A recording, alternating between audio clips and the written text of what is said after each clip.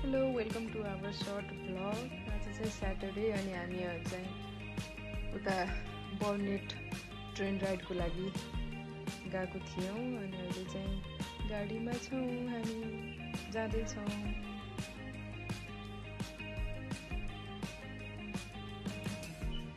निस्किसकेपछि चाहिँ पानी पर्छ कि जस्तो लागिरहेको थियो, सो ट्रिप के हुन्छ भन्ने लागेको थियो। थ्याङ्कफुल्ली पानी परेन, जस्ट हाम्रो घर साइडतिर चाहिँ हल्का परेको थियो, बट उता जाँदा चाहिँ पानी रोकियो।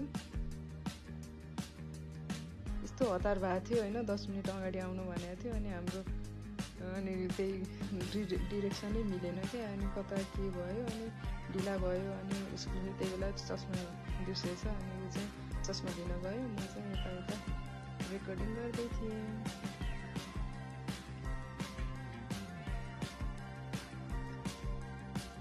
तल भित्र गयौँ हाम्रो त्यो उसमा, हाम्रो बस्ने ठाउँमा होइन,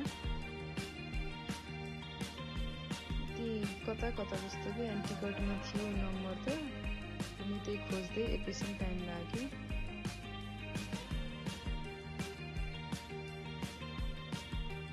एकदम टन्नै मान्छे थिए, विकेन्ड भएको भएर होला, एकदम टन्न मान्छे थिए सबै कम्पार्टमेन्टमा।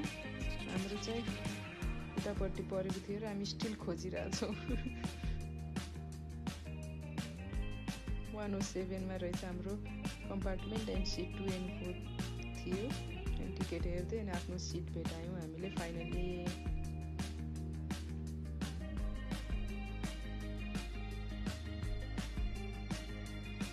यसो बसेर अनि साइड भ्यू हेर्दै हामी लाग्यौँ हाम्रो ट्रिपतर्फ।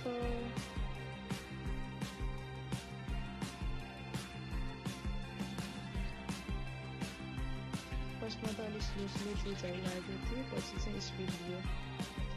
यसो जुत्ता पनि फोटो खिच्यौँ अनि यताउता बाहिरको सिनहरू पनि रेकर्ड गऱ्यौँ। कोही मान्छे सुतेको थियो, कोही यता देख्न सक्नुहुन्छ यहाँ क्यामेरा साई पर्सन।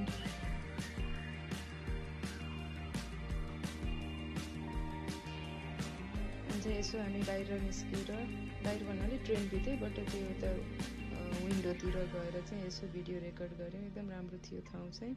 मैले उसको पनि रेकर्ड गरिदिएँ, ऊ मक्ख छ हेर न त्यहाँ पोज दिएर, बा केटो। अनि मैले फेरि यता फेरि पोज दिएँ अनि भिडियो खिच्यौँ। अनि यता मैले उसलाई बोलाएर बाहिर पनि यसो रेकर्ड गरौँ न कस्तो राम्रो आएको छ भनेर देखाउँदै थिएँ।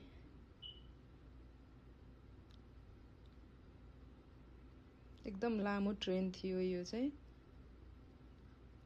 अलमोस्ट 2 आवरको ट्रिप हो हाम्रो। अनि 2 आवर्स लाग्छ जानलाई, अनि त्यसपछि 2 आवर्स चाहिँ त्यहाँ एउटा हुन्छ नि अलिक पुरानो खालको ठाउँ रहेछ, भिलेज रहेछ। अनि त्यहाँ गएर 2 घन्टा चाहिँ यताउता घुम्ने, खाने, गर्ने, अनि फेरि ब्याक त्यही ट्रेनमा चाहिँ आउने। अनि त्यहाँ पुगिसकेपछि हामी झऱ्यौँ अनि यताउता सबैजनाहरूले यताउता त्यो स्टोरहरूको एडभर्टाइज गरिरहेको थिए। अनि हामीले यसो यता गएर फोटो खिच्यौँ, यताउता फोटो खिच्यौँ अनि एक ठाउँ गएर खाना खायौँ। देख्न सक्नुहुन्छ एकदम राम्रो ठाउँ, एकदम पिसफुल होइन, सानो ठाउँ तर एकदम त्यो एन्सियन्ट अलिक ट्रेडिसनल वेमा बनेको भिलेज जस्तो रहेछ क्या यो। राम्रो लाग्यो मलाई चाहिँ, यसो घुम्नलाई चाहिँ राम्रो थियो। अनि म पनि यसो पोज दिँदै होइन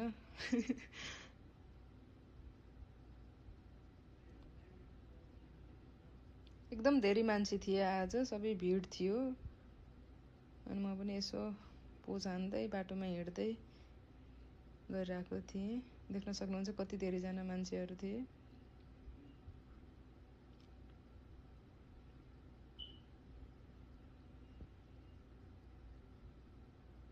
अनि अब यहाँ सपहरू भयो, एकदम त्यो एन्टिकहरू सामान पाउनेहरू सपहरू छ यो लाइनमा। हामी एक सपहरू हेर्दै गयौँ। त्यस्तो किन्न लायक भन्नाले किन्ने जस्तो त केही त्यस्तो भेटेन मैले, जस्ट हेर्दा चाहिँ राम्रो हुन्छ नि, यसो हेर्ने अनि हिँड्यौँ। सबसे मन परेको भनेको चाहिँ त्यहाँ कति पुरानो 1982 समथिङको गाडीहरू थियो सबै उनीहरूले लाइन लगाएको थिए अनि कति चार्ज गरेर एकैछिन राइड पनि गर्न दिन्थ्यो। मैले चाहिँ जस्ट भिडियो बनाएँ होइन। यो चाहिँ दामी थियो। त्यसपछि हामी गयौँ उता अनि ऊ चाहिँ अगाडि अगाडि गएर आऊ आऊ आऊ मेरो फोटो खिचिदेऊ भनिराखेको थियो। हेर न पोज दिएर, म नपुग्दै पोज दिएर रेडी मान्छे त। अनि म पनि यसो के कम होइन अनि आफै भिडियो बनाउँदै हिँड्दै अनि त्यही स्ट्रिट वक जस्तो भइरहेको थियो।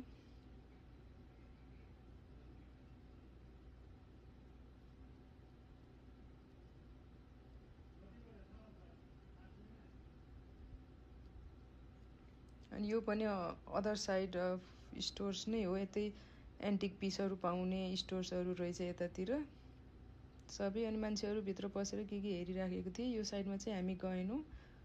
एकदम धेरै थिए स्टोर्सहरू अनि जस्ट टु आवर्समै के सक्नु होइन। अनि जस्ट बाहिरबाट हेऱ्यौँ, जस राम्रो थियो यसो हेर्नको लागि चाहिँ।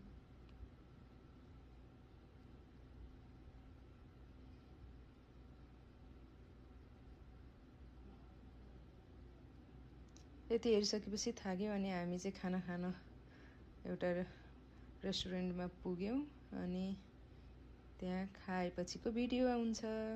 खाने बेलामा no recording, only concentration on food भनेर हामी गफ गर्दै हल्लिँदै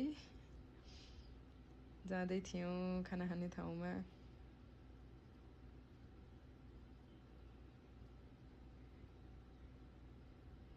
अनि यहाँ चाहिँ त्यसपछि चाहिँ अब अलमोस्ट फर्किने बेला भइसकेको थियो। अनि त्यही ट्रेनको साइडमा नै यो एउटा रहेछ सब के पुरानो हिस्ट्री रेकर्ड गरेको एउटा सानो म्युजियम जस्तो।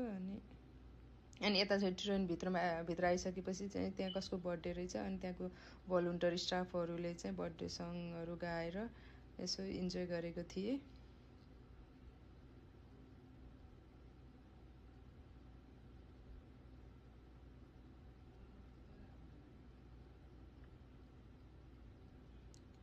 Just a birthday song but no cake.